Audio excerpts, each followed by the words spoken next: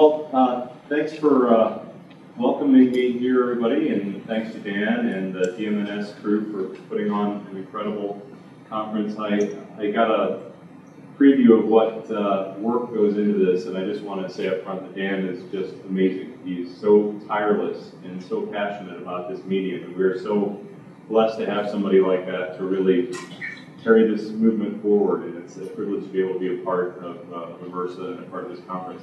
So what I want to do is take an hour to talk about the Fulldome production pipeline. And I know whenever somebody goes into a talk like this, it sounds like whoever is speaking is saying, this is how it must be done, and it's engraved in stone tablets, and if you do it any other way, you're wrong. That's not the point of this talk. This is my observation from the years of producing that I've been doing of how things should work, and quite honestly, in all the productions we've done, it hasn't always worked this way. But this is kind of like what I would like to see happen more regularly. And what we're talking about is taking a concept from the idea phase into distribution, final release. So there's a lot of stuff that goes on in that process. And I just want to see, as a show of hands, how many producers we have in the audience. Okay, great. So if you have questions, definitely throw them in. I want this to be a little bit more of a dialogue. We don't have a ton of time because I've got a lot I want to cover, but I want this to be beneficial to everyone. So the approach to production that I want to advocate is one that starts with solid planning. And this is, a lot of this stuff is stuff you already know. Coordinated efforts, and we're going to talk about this quite a bit because that's one of the keys to an effective show production. And a quicker production cycle. There's pitfalls that you can avoid to try to get your show to market more quickly if you do these things right. And you end up with better results in the long run. That's really what we're after, because there's two things you will never have enough of in any production. You will never have enough time, and you will never have enough money. It's just how it is. And so you have to walk that tightrope the entire time. So it all starts with the concept. And this is probably the most important phase in the work that you're going to do. Because if you don't have a great concept, you're not going to have a great show. So you've got to get this right. This is where it all starts, and this is what the audience is going to walk away from your show talking about. And so you need to take your concept and boil it down into something called a pitch, which is basically one or two sentences that describe what your show is about. And if you can do that, if you can crystallize your concept, that helps save a lot of meandering that will happen. And especially if you're producing a show that's educational in nature, which a lot of us do, there's a lot of rabbit trails that you can go on, because what often ends up happening is the person who wants to see the show happen would love to see an encyclopedia or a textbook on the screen, and it's just not possible. People are not going to leave your shows and pass a test. They're just not going to. But what we can do at best is inspire them to want to learn more, or to really get excited about this topic that we're presenting. So you got to get this down to something that's achievable and it's easily communicated. And then pitch that concept to a number of people and get their feedback.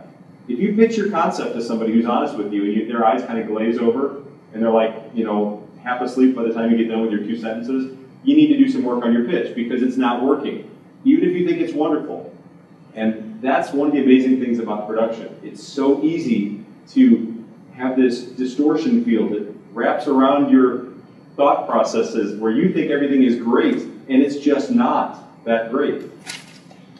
So the scary part is a great production, no matter how much money you throw at it, how much production value you put into it, it cannot overcome a bad concept. A bad concept is a bad concept, and it's not going to make it work. So the next step, once you have a good concept that you've pitched to some people and you've gotten some good feedback, you've refined it a little bit, and now you know what you want to produce, turn that concept into pictures. A lot of hands want to go up right now. Well, don't you mean you want to write a script? Well, no, I don't mean that. And this has been a little bit of a hard lesson for me to learn, because I'm a writer and I like to kind of get things out in a way that I know where the story is going to go and I can put words behind it and all of that. But we are talking about a very visual medium, and the pictures have to come first. The pictures must tell the story as much as possible. We're telling a visual story on the biggest, most immersive canvas in the world. And so we've got to recognize the power of that visual space and use it to its best ends. And so start with pictures. Show me, don't tell me. We know that, we've heard that a million times. But this is times a million because the dome is so large. In fact, if you would flatten out most domes, they are larger than most IMAX screens. This is one of the biggest canvases you'll ever work in. And so you've got to get the pictures right. And you've got to translate your story into those pictures. So you want to create a storyboard very early on to try to see how these pictures go from one to another and how that will play on the dome. And the way I like to think of it is start with a silent film. Do the messages that you want to get across. Communicate visually. Can you imagine this film without a narrator and still have a story somewhere in there? That's what you're going for. Let the pictures tell the story as much as you can. And then let that visual exercise turn into a simple treatment. No, it's a treatment. Most of you know it's just a few paragraphs of what the show is about and the story that you're trying to tell. But let the visuals guide that. And it's a really important exercise to force yourself into if you're more like me where you want to just get words on a page. It's really about visuals on a dome. And then step 3, decisions, decisions. Who is my audience? That's a very basic question. And everybody's favorite answer to that is, well, everyone who wants to pay to see my movie. Well, that's not necessarily practical. Oftentimes we're forced into a mode where we have a younger audience that is going to come in to a theater along with an adult audience, and you have to kind of weigh that mixture and make sure the show works on all levels. Sometimes it's just a show for kids. Sometimes it's a more sophisticated show for adults. But you have to ask these questions early on, or else you end up with a show that doesn't really speak to anybody. So you have to keep that in mind. What is the visual style? Is this a more stylized piece, where it's more artistic and less based in reality, or is it very photoreal, or is it somewhere in between? And if it is somewhere in between, it needs to have its own set of visual, stylistic rules that kind of govern that world, because somewhere in between is sort of messy, and it can dip one way and then dip another way, and this is especially problematic if you're working with a team of animators or people that are shooting things and bringing them in, collecting all kinds of things together. It's very difficult to have a consistent look to the piece where it feels like it was made by one person. And how many set pieces are you going to have in this film that you're making? Are you going to have, and when I'm talking about set pieces, these are the big special effects moments or the things you're going to spend a lot of time developing. It can't all be set pieces. All our movies are not going to star Bruce Willis with things blowing up, okay? So we've got to pace ourselves, because you can spend a whole lot of budget on those big set pieces, and then you have nothing left over to do the other things you want to be able to do. So you've got to determine what's important. What set pieces do you need to sell the concept of this show? And what is the takeaway audience experience? And you've always got to come back to that. This is a question you need to force yourself to answer, even as you start losing perspective. And this game of producing is constantly trying to stay ahead of you becoming jaded about the work that you're doing, or too familiar with it, or too unobjective, and you start going off in a direction because you know all the things that are behind the story, you know all the inside jokes, and so you know what you're trying to convey, and you make a lot of assumptions in the process. You've got to stay ahead of that. You've got to try to stay as fresh as you can, because the audience is going to judge it once. They're going to see it, they're going to like it, or they're not going to like it. You've got one shot, and it's kind of unfair, but that's just what we do. So you've got to wonder what the takeaway audience experience is, and if it's not going in that direction, try to make adjustments to fix that. And then finally, what budget are you going to need to pull this off? This may be the point where you have to go back to your concept phase. Don't try to make a film that's going to cost $1 million for $250,000. You're going to be frustrated, it's not going to work, and it's just going to be a compromise. You've got to be realistic about it, because at the end of the day, when you look at your budget report, those numbers are not going to lie to you. That is what you spent.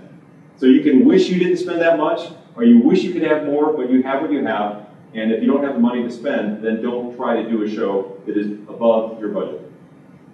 With that said, you're always going to probably try to find more money in other places, but do your best to try to produce the show within that parameter.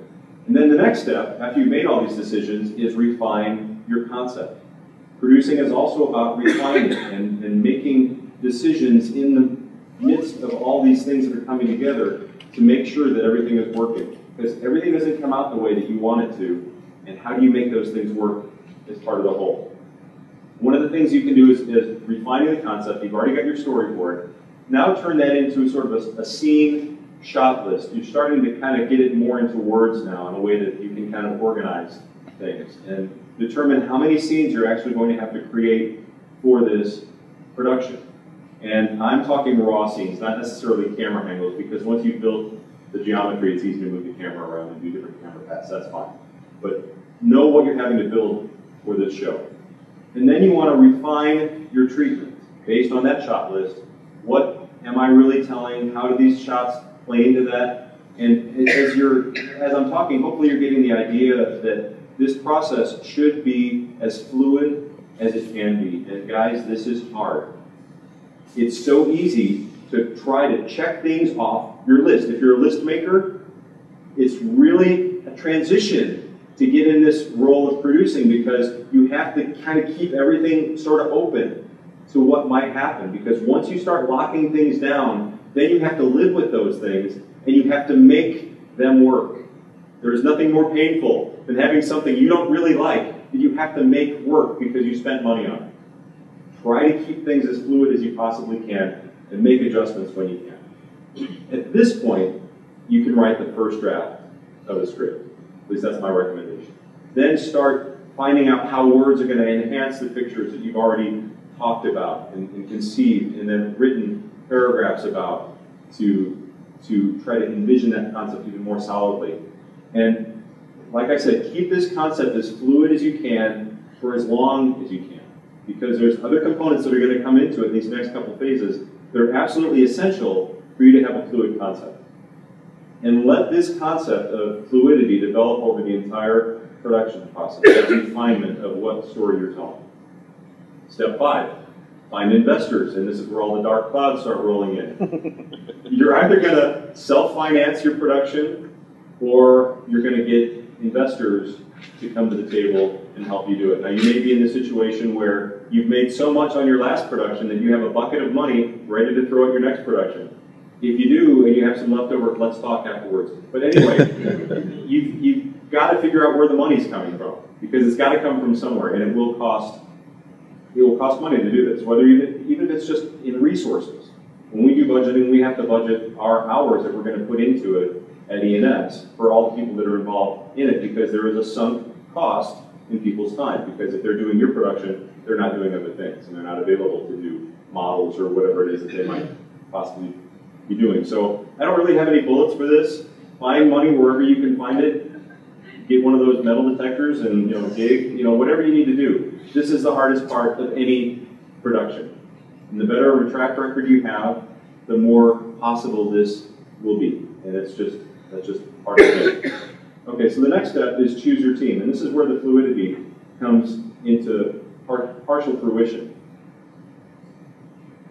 Of course, you might be the entire team. You've already found yourself, okay? So you know what your limitations are. You know what you're best at, hopefully. And if you don't, ask somebody, because they may be honest with you, and you may not like their answer, but there are certain things that you do really well, and if you're the one that has to do everything on the production, choose something that suits your style.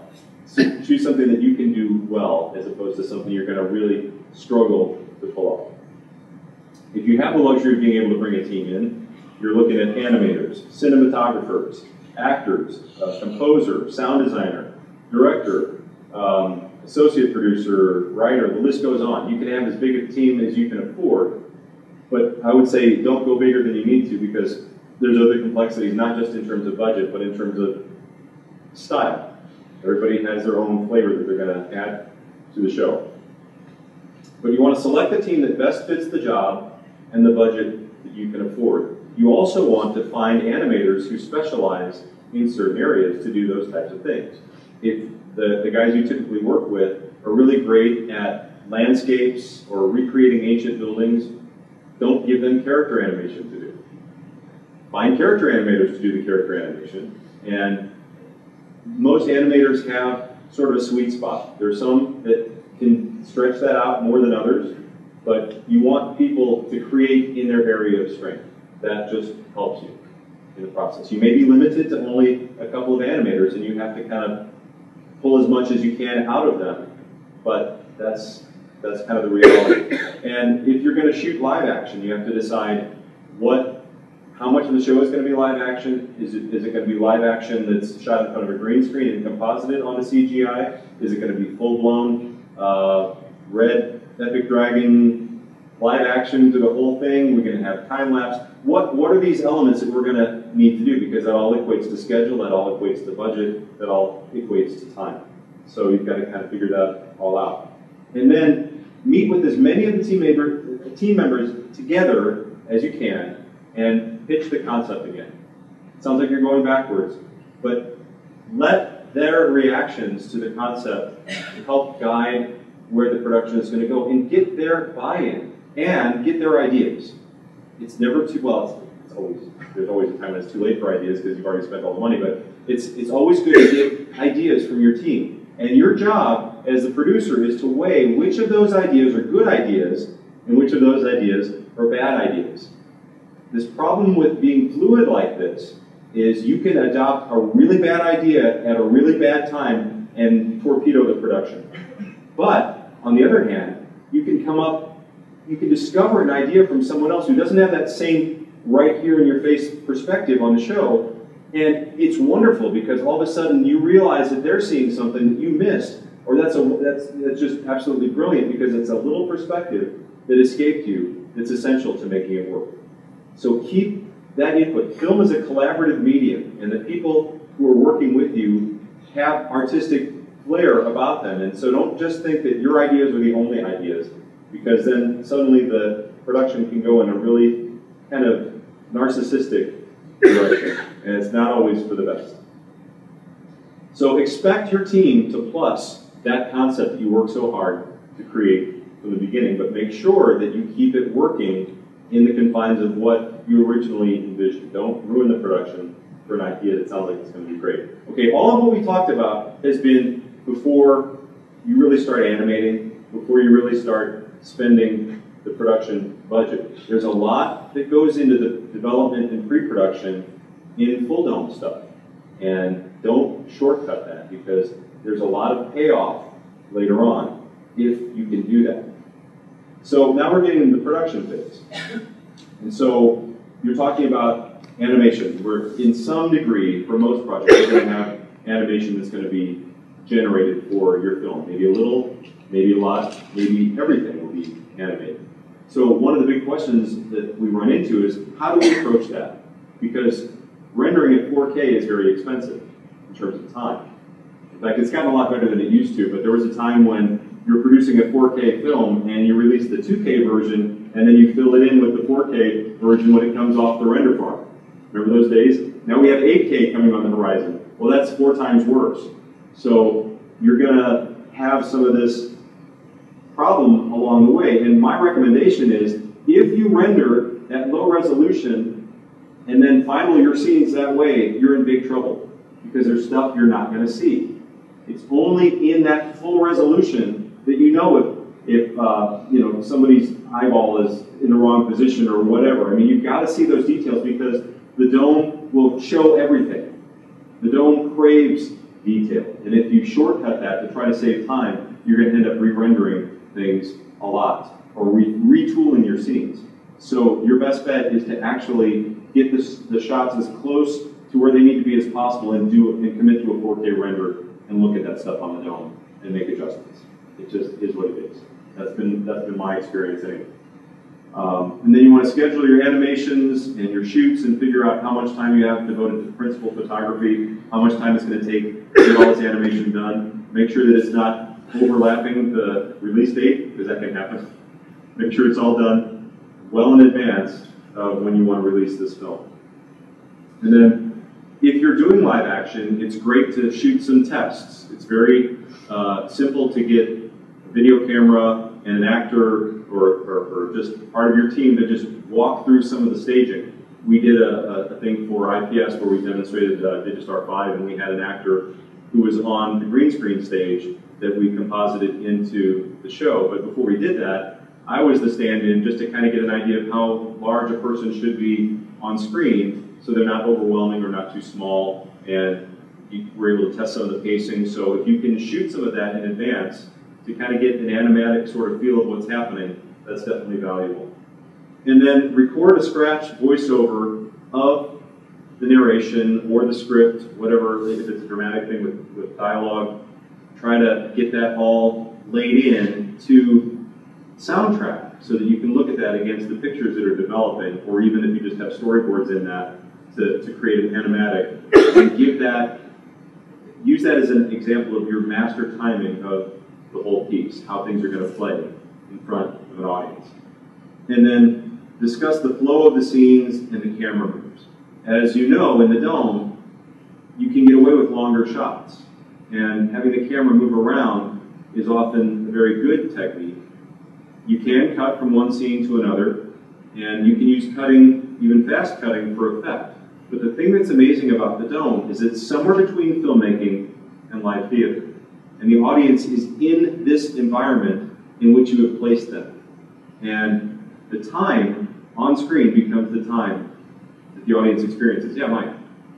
Sorry, I'm all the way in the back, but one of the things we found along those lines is when we have a chance to take something and test it on the Dome, it's always incredibly valuable because if you get too buried in your screen, you're not always aware of just how that's going to translate to the Dome whenever it comes to movements and all of those types of things. And it kind of applies back to your low-res versus 4K tests too, because we can take all kinds of time trying to test stuff in 4K, but it just takes so much time. If we're just looking at basic movements, basic scene design, we do like to test the lower resolution first because it saves a lot of time.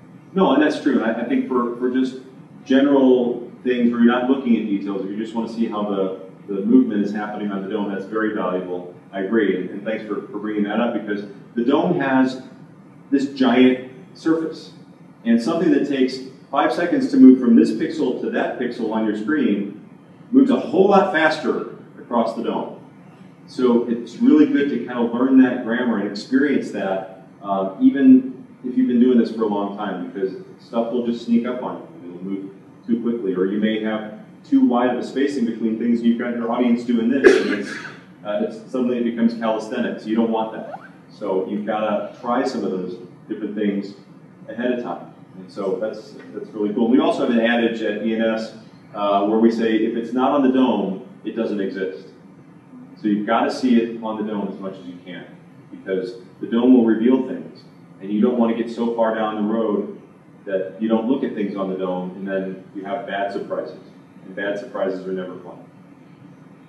So you want to screen dailies or weeklies in the Dome and make changes. And try to do this with as many of your animators or your team as you can to kind of get everyone's perspective on it. And try to be supportive. Always try to find something good to say. And I'm not just talking about being fake, but there's something that is worthwhile in just about anything that somebody would put up there that you can leverage to make it better, to improve it somehow. And so try to draw from those dailies and kind of get that flow established. And if you have the opportunity to kind of look at some of the bigger scenes that have a lot of movement in them in lower resolution, you can talk about those things, start getting some of those moves locked down and start moving into higher resolution. But look at that together and make sure it's working. And then adjust, adjust, adjust. You want to try to make it better as much as you can, as often as you can, without sinking your budget. And you have to balance your time investment. That's where it gets interesting. You've got to know, okay, we can live with this. It may not be 100% perfect, but in the context of what's going on, that will work. Now we're going to move on and focus on these scenes that are more important. You don't want to look at something from a perspective of, well, that's not important, nobody's going to see that, because everybody's going to see it. It's like 60 feet wide, right? But there's really good and there's fantastic, and sometimes really good is okay for some of the scenes that aren't as critical and as pivotal, because you can finesse and finesse and finesse and finesse ad nauseum and you're never done. So you've got to, at some point, know when it's good enough. Don't spend 80 50% of your time on 30% of your show, and this can happen, especially if you have a lot of set pieces. You can focus on that big scene, and that big scene is awesome, and that scene lasts for 2 minutes, and you've got a 20-minute show. Oops, now you got 30% of your budget left, or 20% of your budget left, now, or 20% of your time left. Now what are you going to do? And one great scene does not make a great film. In fact, a chain is often evaluated by its, weakest link, right? So it's the same kind of thing in a film. You can't just have 3 minutes of garbage and 27 minutes of great. People are going to focus on, why was that in there? Right? So make sure you budget that. It's difficult. Set pieces can be time consuming, like I said. Okay, let's talk about the soundtrack. We've got a whole class this afternoon talking about soundtrack production, and definitely encourage you to be there. It's going to be a lot of fun. Yeah?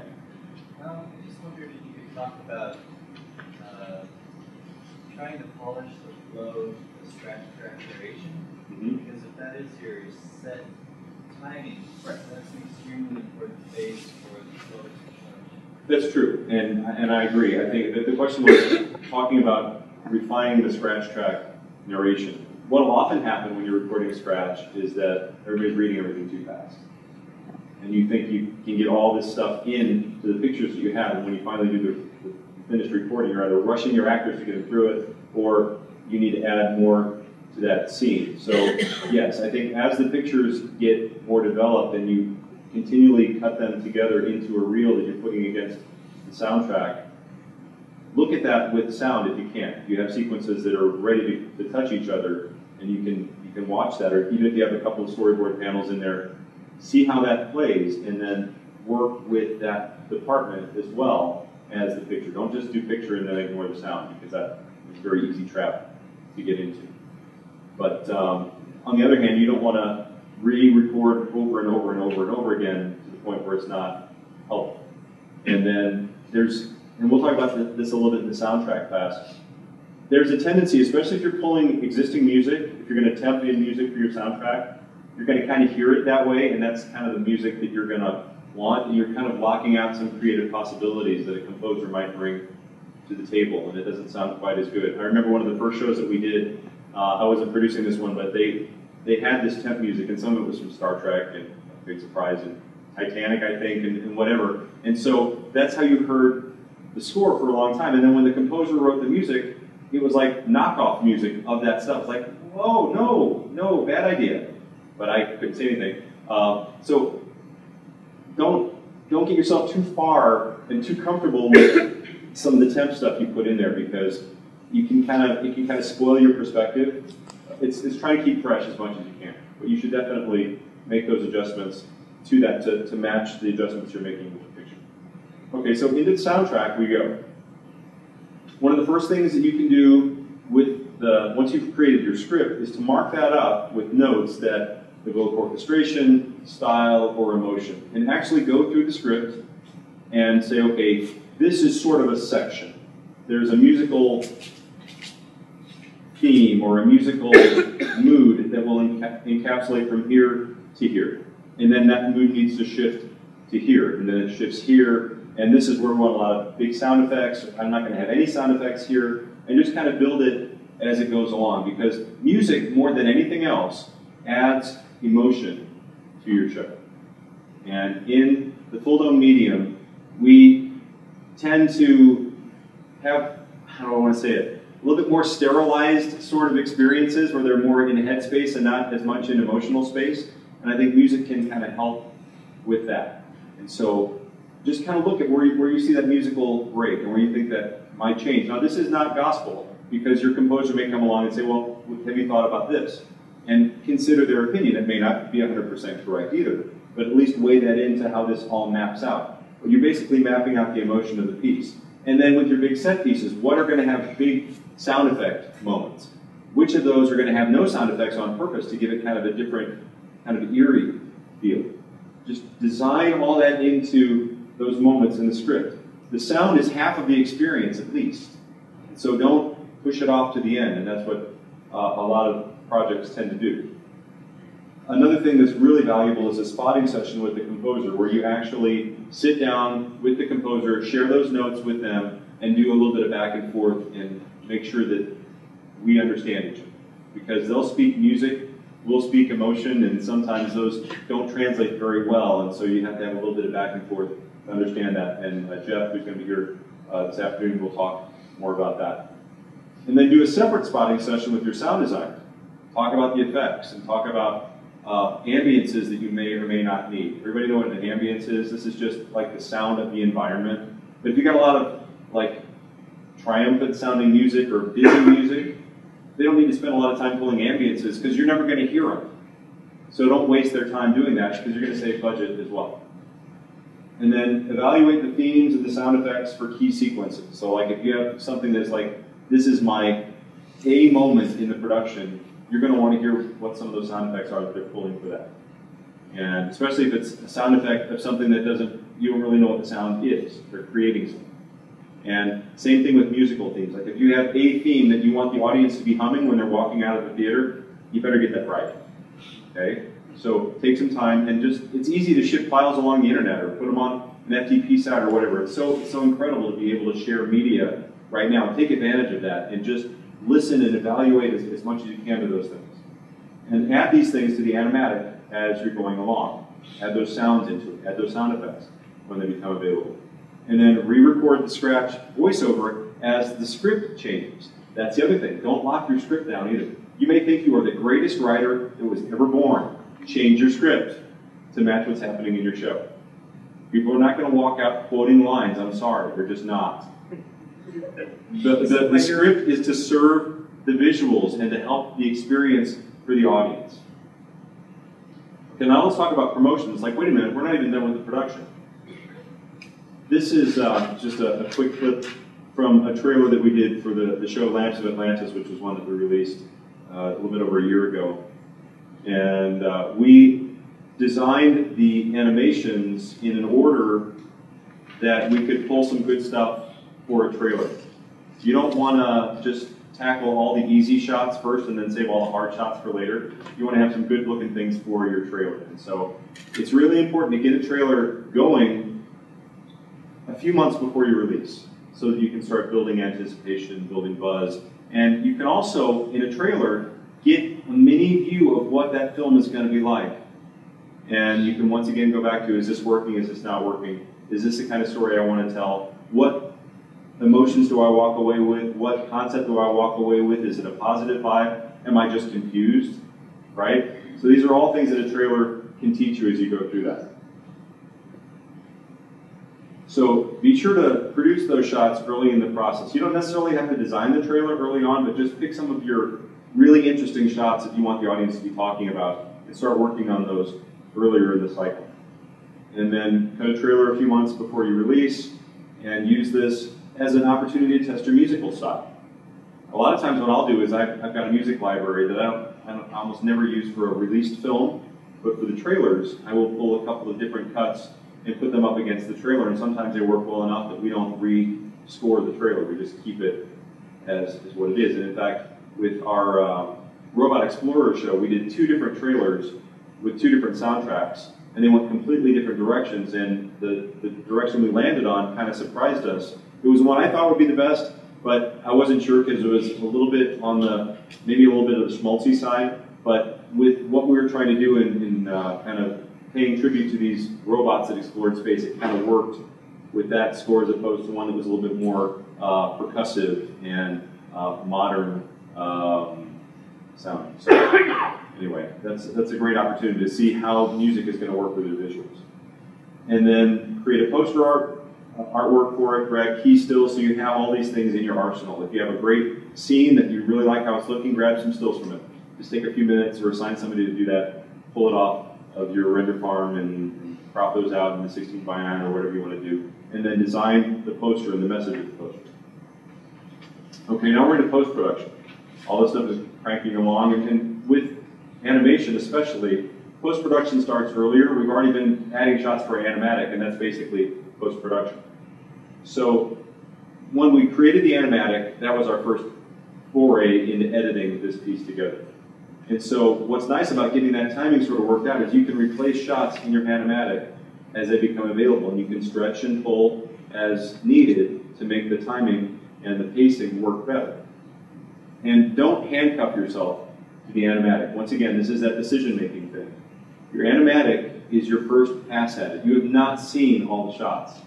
In fact, it's okay if a shot is not working to abandon that shot and rewrite that part of the show. It's better to do that than to have a shot that you're not proud of up on the screen. Okay? So keep it fluid. Is this working? Always ask that question. Ask other people that question. You may not like their answers, but ask them anyway. Because the audience is not going to care whether you worked really hard on this or not. It's an instant reaction.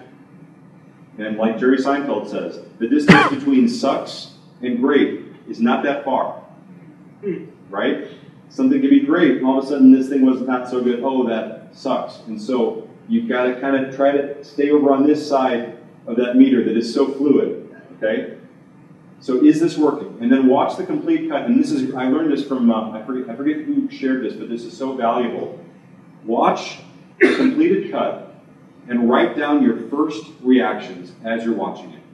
If you want to get a little voice recorder or whatever, or just record it in your iPhone or your iPad, just talk out what's working, what isn't working, and just be goofy about it if you want. It's like, oh, it's terrible. What was I thinking, or whatever, and just those first reactions. And if you're a fast typist, just write them down. And use that as a list to guide how you're going to shape the rest of the show. It's so, and you really only have one shot at this, because then you've seen it before, and then you start accepting things because you're taking it easy on yourself. We are so kind to ourselves in this process because we want to be done. The audience is not so kind. Because if it's not great, they're going to want to be done and off to doing something else, right? So you've got to be brutal with yourself as much as you can. And those first impressions are really, really valuable.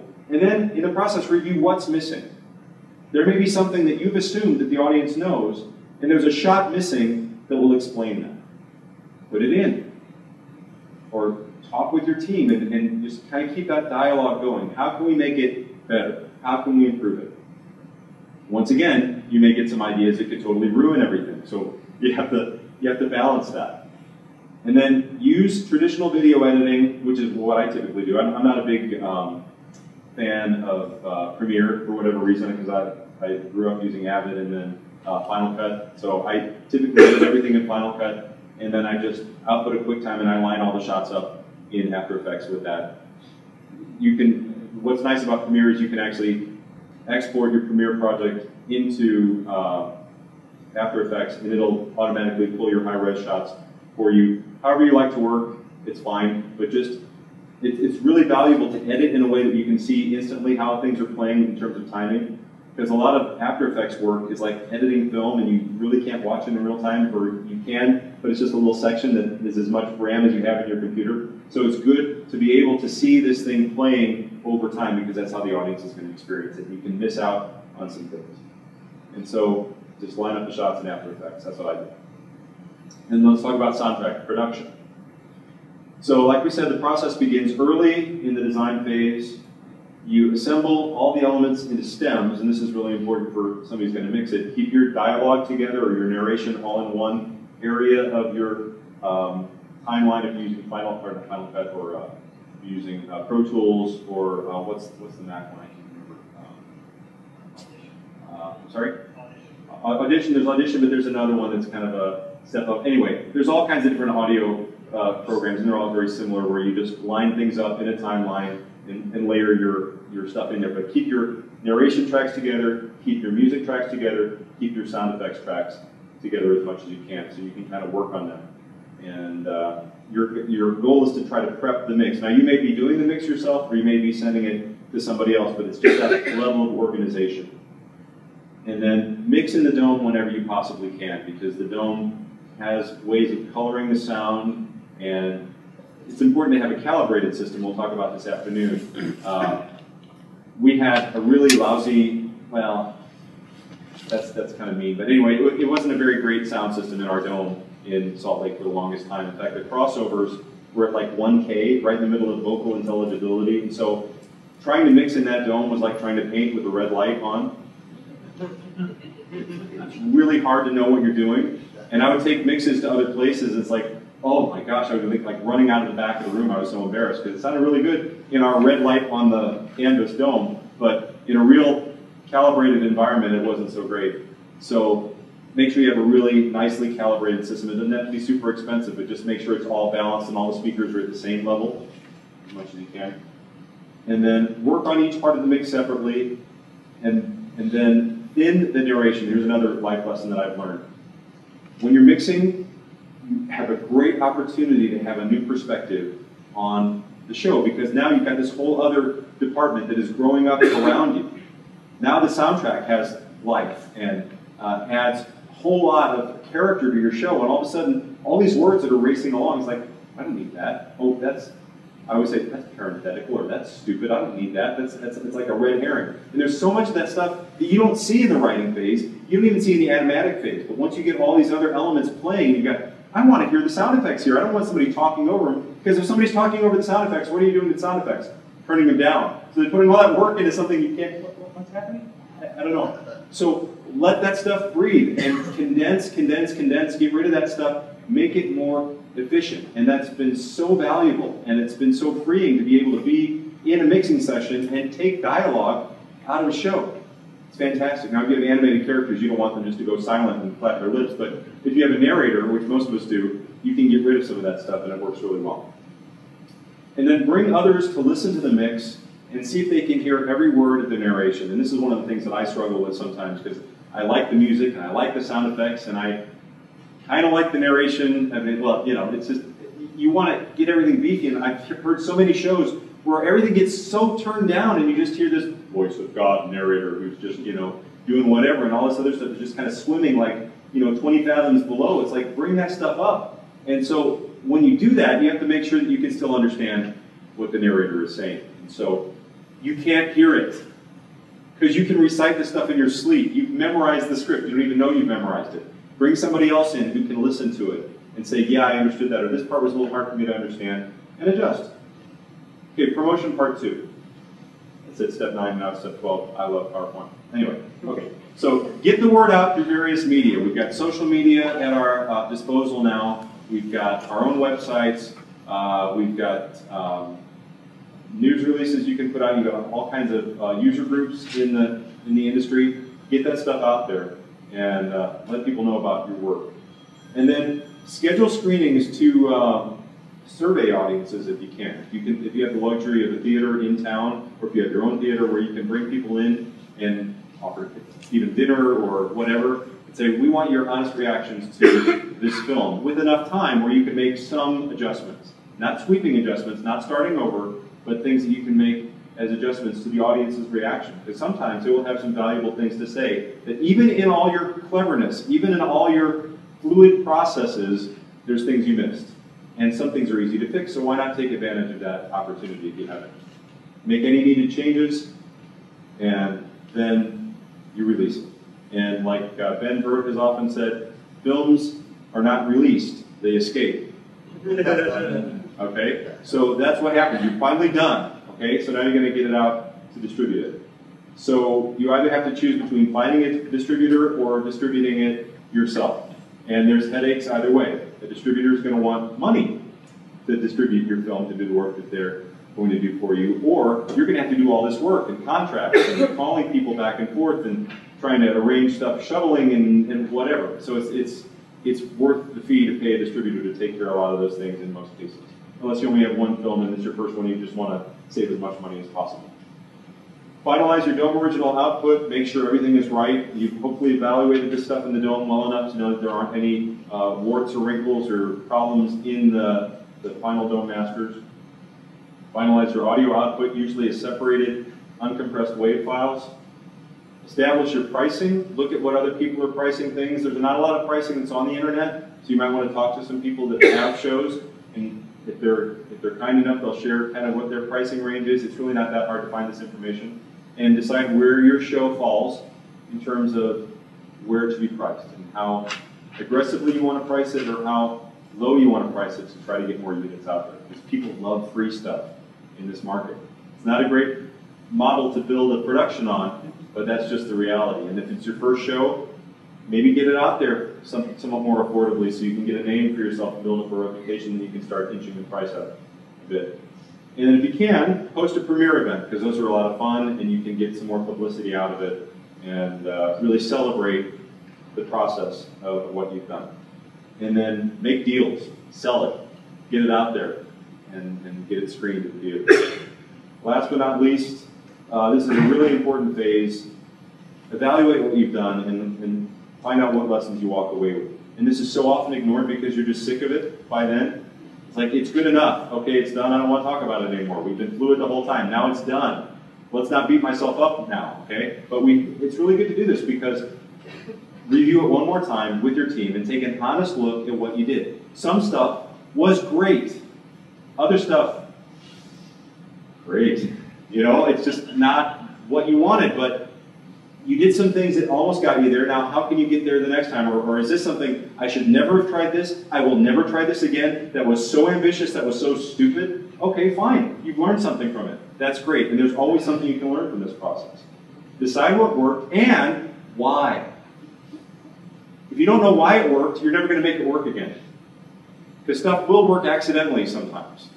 But if you can figure out why it worked, then maybe you can do it again. Maybe you can do some other things that work, and all of a sudden, there's all kinds of strength that you're bringing into this production. We decide what didn't work, and why didn't it work. That's harder. It's really easy to glad hand each other and say, yeah, that really worked. Oh, that really didn't work. Okay, why didn't it work? And figure out why. And then don't do those kind of things again. The goal is to make your next show even better. And never stop creating. Even if you produced a stinker, even if nobody likes it, there's still something good about it that you can build on to make your next one better. Never stop this creative process because it's an incredible medium, an incredible canvas to produce for, and I'm hooked. Hopefully you guys are too. Any questions? Wow, it's very thorough. Just FYI, there's about 10 minutes. Okay, yeah, we have 10 minutes of questions. Yes?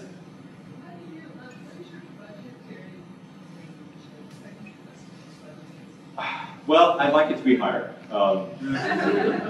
We try to be conservative about what we do. We try to keep budgets under about $500,000, and that's just the reality of the payback in this market because there is no method right now for a film to be released. When I came out with Robot Explorers, it did not play in 100 theaters simultaneously.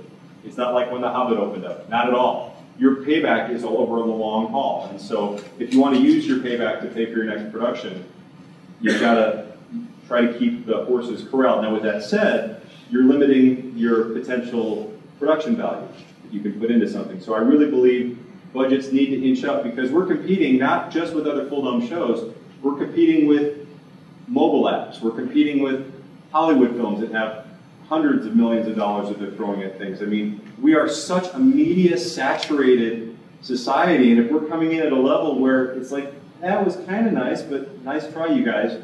You know, I want to inch that up, but I also don't want to go out of business either. So where is that balance? And so we're about at the $500,000 right now. George. Speaking of budgets, can you tell generally how the budget spreads out percentage-wise across different phases of production?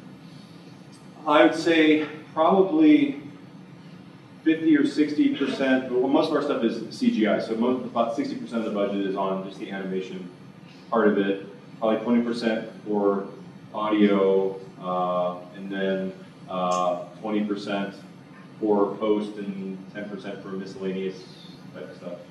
And that was 110%, so that's how good our prices are. So somewhere in that neighborhood. Yeah. How about content advisors? I know this particularly for science shows. When do you have any kind of take on when to involve science advisors? How extensively, if they have particular talent in having input on production project itself, design, development? I would get them involved as early as possible, but manage their expectations as quickly as possible.